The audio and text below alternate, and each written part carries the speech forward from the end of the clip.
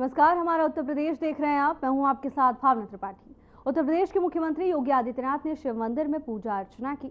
बता दें कि उत्तर प्रदेश के मुख्यमंत्री योगी आदित्यनाथ शिव मंदिर पहुंचे और यहां पर भगवान शिव की आराधना करते हुए मुख्यमंत्री योगी आदित्यनाथ नजर आए।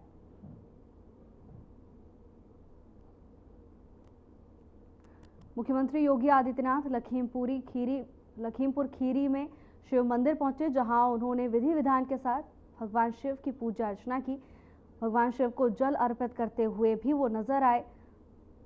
मंत्रोच्चार के साथ और तमाम विधि विधान के साथ मुख्यमंत्री योगी आदित्यनाथ ने भगवान शिव की आराधना की और इसका एक वीडियो भी सामने आया है, जिसमें सीएम योगी आदित्यनाथ भगवान शिव का अभिषेक करते हुए नजर आ रहे हैं। श्रद्धा भाव के साथ भगवान शिव पर उन्होंने माला भी चढ़ाई। तमाम विधि विधानों का पालन करते हुए मुख्यमंत्री योगी आदित्यनाथ भगवान शिव की आराधना करते हुए नजर आ रहे हैं।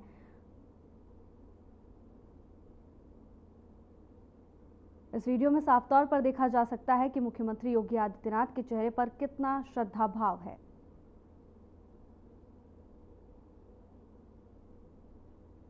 केंद्रीय गृह मंत्री अमित शाह ने पुणे में पश्चिमी क्षेत्रीय परिषद की 27वीं बैठक की अध्यक्षता की। महाराष्ट्र के मुख्यमंत्री देवेंद्र फडणवीस, गुजरात के मुख्यमंत्री भूपेंद्र पटेल और गोवा के मुख्यमंत्री प्रमोद सावंत भी मौजूद रहे। महाराष्ट्र में महत्वपूर्ण बैठक हुई, जिसकी अध्यक्षता केंद्रीय गृह मंत्री अमित शाह ने की। इस दौरान महाराष्ट्र के मुख्यमंत्री देवेंद्र फडणवीस और तमाम दिग्गज बैठक का हिस्सा रहे। केंद्रीय गृह मंत्री अमित शाह की ओर से इस बैठक की अध्यक्षता की गई है। तमाम अहम बिंदुओं को लेकर इस बैठक के दौरान महत्वपूर्ण चर्चा हुई। देखिए, तस्वीरों में तमाम दिग्गज यहां पर नजर आ रहे हैं। पश्चिमी क्षेत्रीय परिषद की ये 27वीं बैठक थी, जिसमें केंद्रीय गृह मंत्री अमित शाह के ठीक बगल में महाराष्ट्र के मुख्यमंत्री देवेंद्र फडणवीस बैठे हुए नजर आ रहे हैं। बैठक की अध्यक्षता केंद्रीय गृह मंत्री अमित शाह की ओर से की गई। प्रमोद सावंत भी इस बैठक का हिस्सा रहे और यहां पहुंचने पर केंद्रीय गृह मंत्री का भव्य स्वागत भी हुआ और बैठक के दौरान तमाम अहम पहलुओं को लेकर सभी के बीच में एक व्यापक चर्चा देखने को मिली। महाराष्ट्र के मुख्यमंत्री देवेंद्र फडणवीस भी तस्वीरों में नजर आ रहे हैं।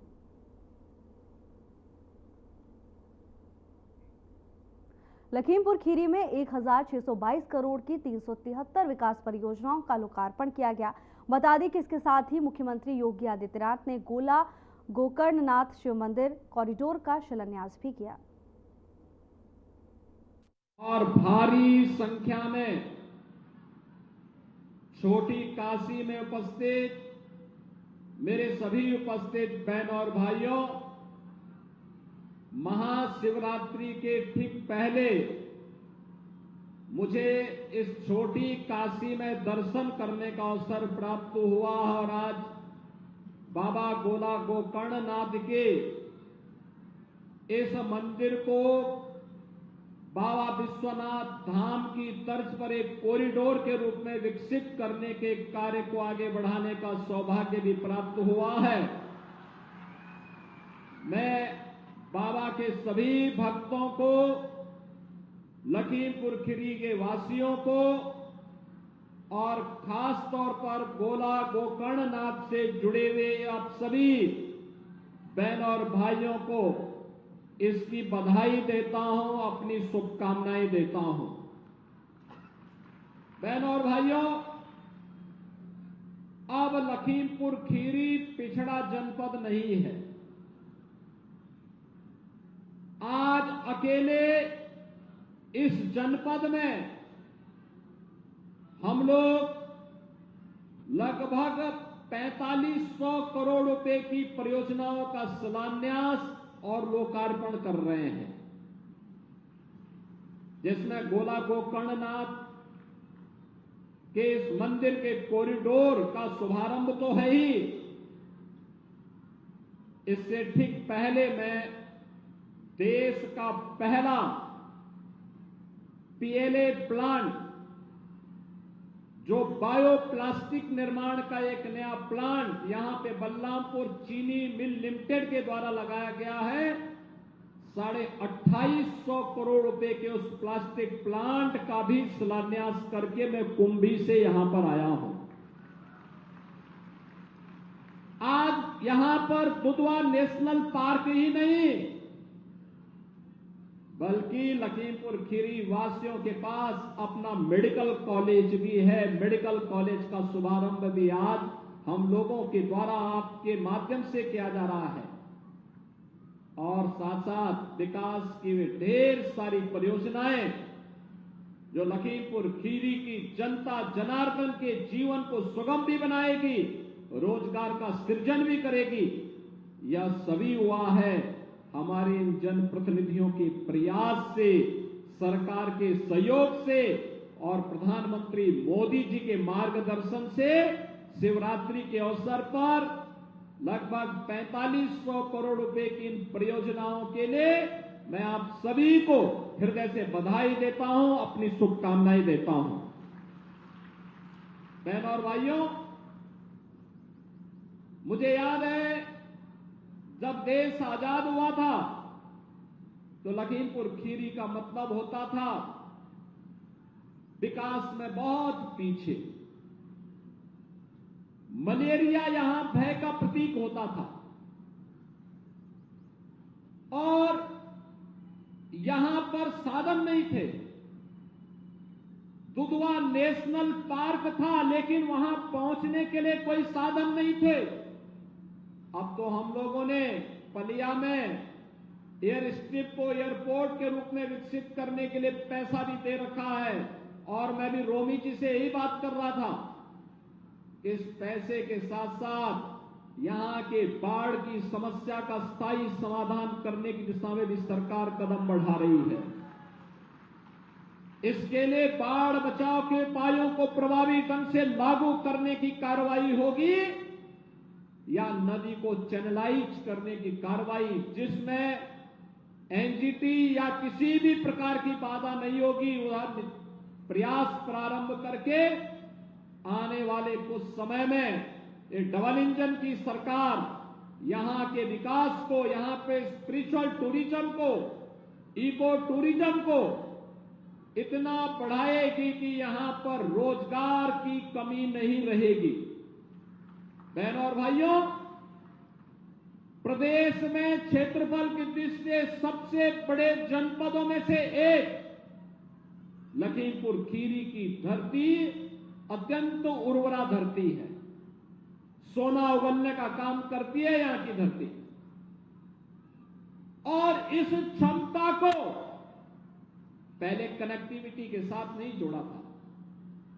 बहराइच से मैलानी के बीच में रेलवे लाइन चलेगी, बंद होगी, इसी उबाफो में रहती थी।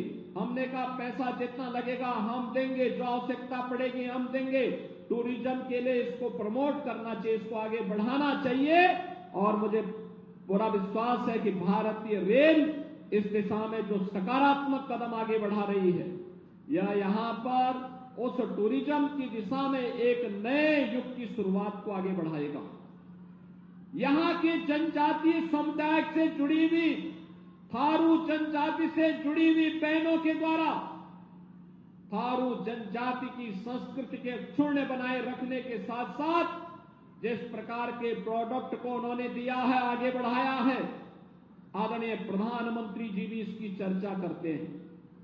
लगातार विकास के पथ पर अग्रसर है जनपद योग्य जनप्रतिनिधियों के मार्गदर्शन और नेतृत्व में जनता की बुनियादी सुविधाएं हो, रोजगार की उपलब्धता हो, विकास की नई नई परियोजनाओं को आगे बढ़ाने का कार्यक्रम हो, उन सभी को द्रुतगति से आगे बढ़ाया जा रहा है।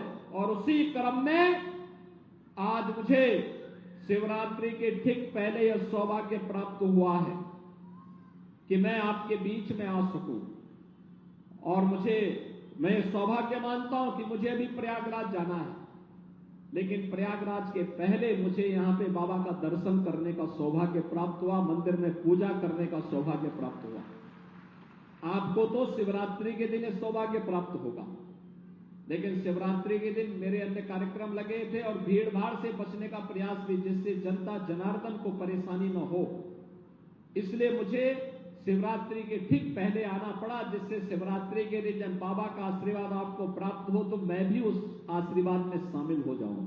और इसीलिए आज मैं यहाँ पे शिलान्यास के लिए अपने पर्यटन और संस्कृति मंत्री और प्रभारी मंत्री के साथ श्री अमन गिरी, रोमी साहनी और यहाँ के हमारे जितने भी जनप्रतिनिधि हैं, श्री लोकेंद्र प्रताप सिंह, अनूप गुप्ता, योगेश वर्मा, श्रीमती मंजू त्यागी जी, श्री अशोक शशांक वर्मा जी, सौरभ सिंह सोनू जी, और मुझे तो अच्छा लगा कि विनोद शंकर अवस्थी जी भी यहां पर उपस्थित हैं। मेरे पास समय होता तो मैं उनकी कुछ कविताओं को जरूर सुनता, लेकिन बहनों और भाइयों, हर जनप्रतिनिधि विकास के योजनाओं के साथ जुड़ा हुआ है।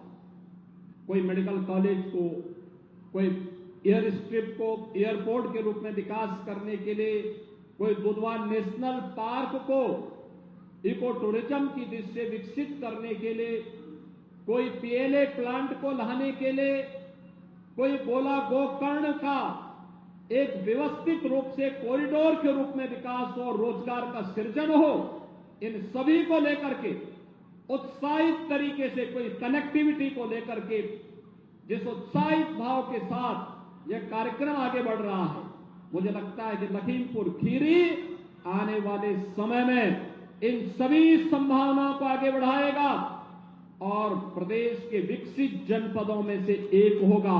इसमें कोई संदेह अब नहीं होना चाहिए। बहनों और भाइयों, उत्तर प्रदेश की पोटेंशियल क्या है, इसकी क्षमता क्या है, इसका आकलन करना हो तो प्रयागराज महाकुंभ ही पर्याप्त है ये समझने के लिए।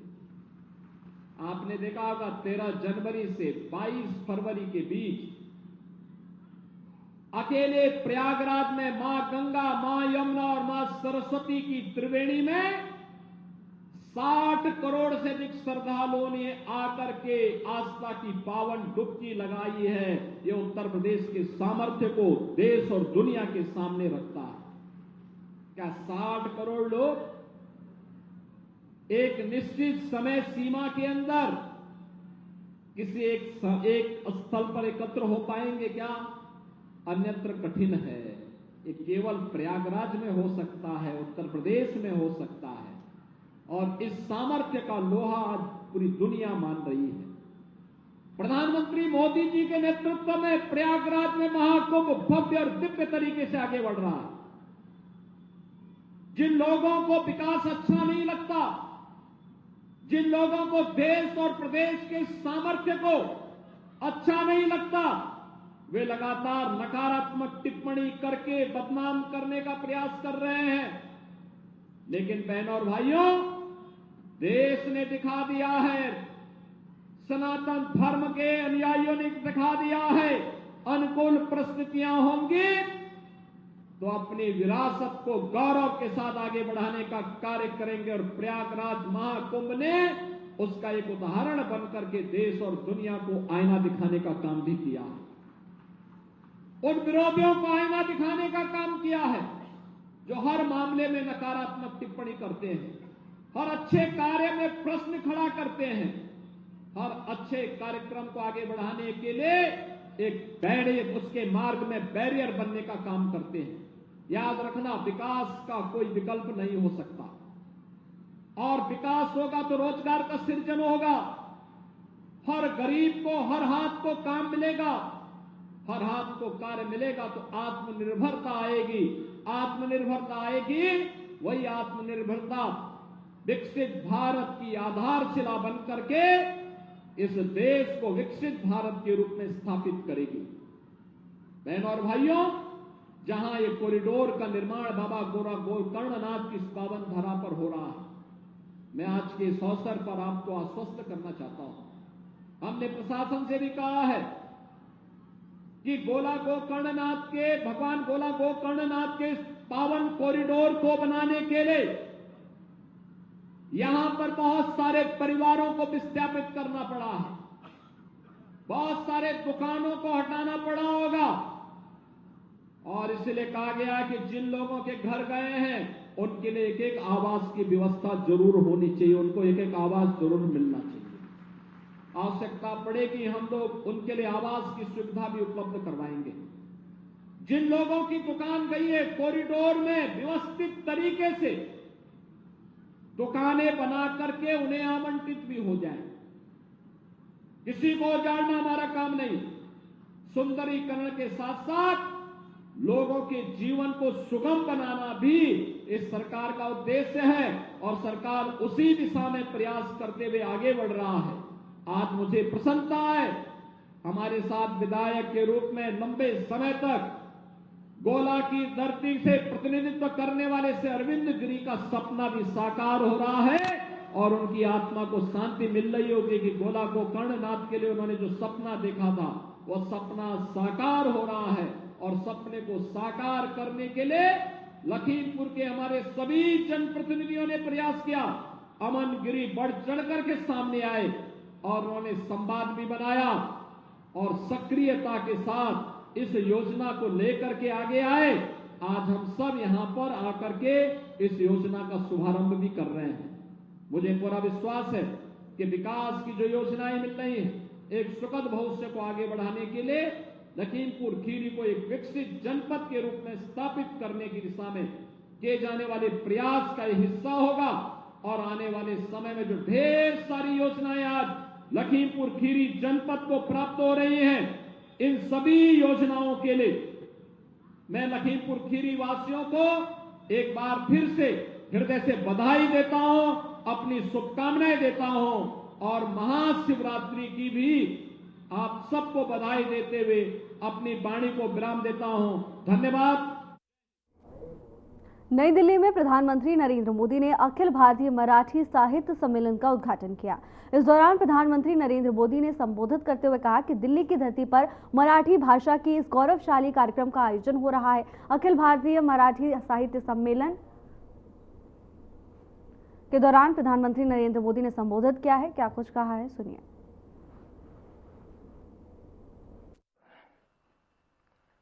मराठी भाषा के इस गौरवशाली कार्यक्रम का आयोजन हो रहा है।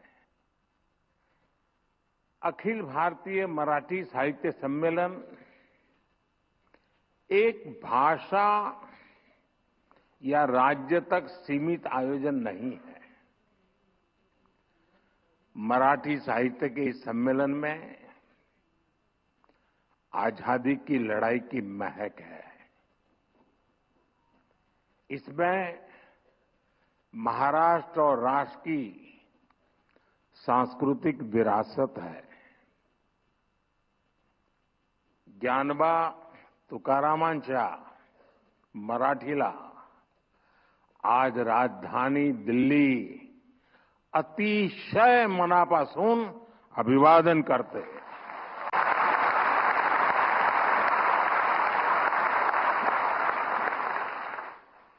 भाइयों बहनों,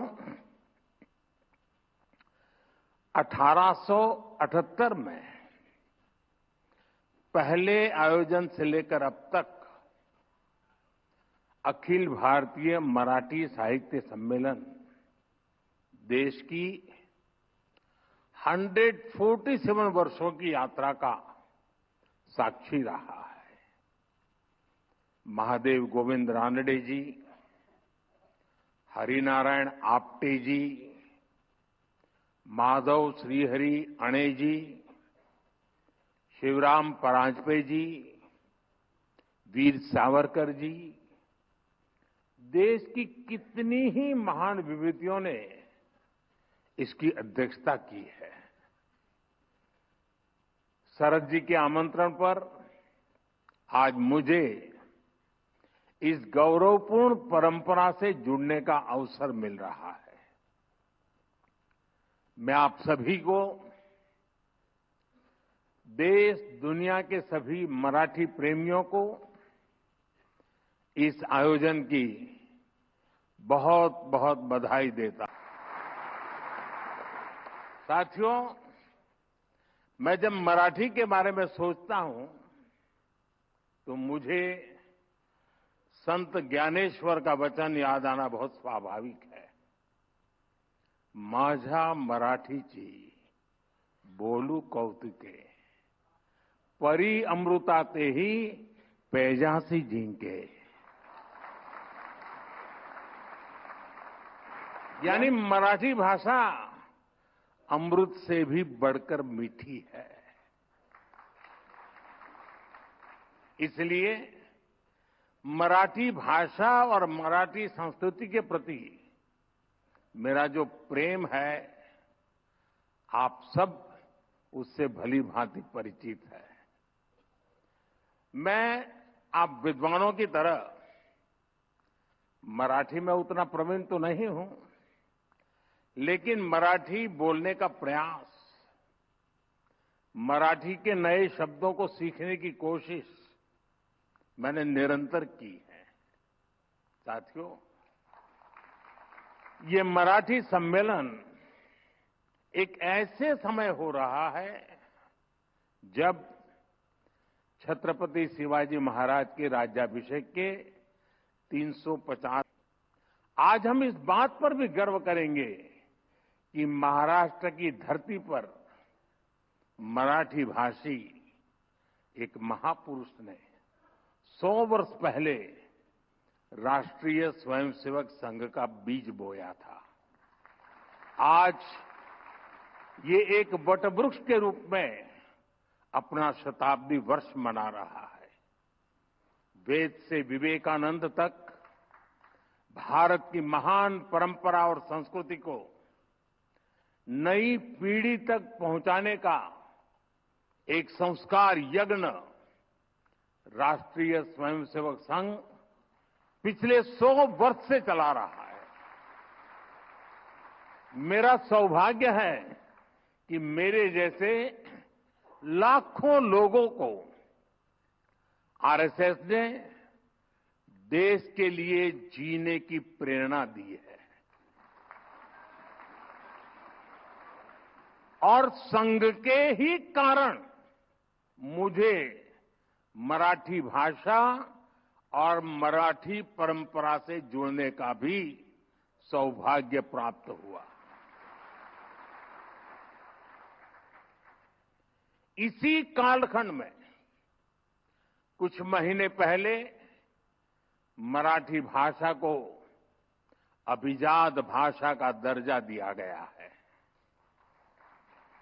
देश और दुनिया में 12 करोड़ से ज्यादा मराठी भाषी लोग हैं। मराठी को अभिजात भाषा का दर्जा मिले, इसका करोड़ों मराठी भाषियों को दशकों से इंतजार था। ये काम पूरा करने का अवसर मुझे मिला।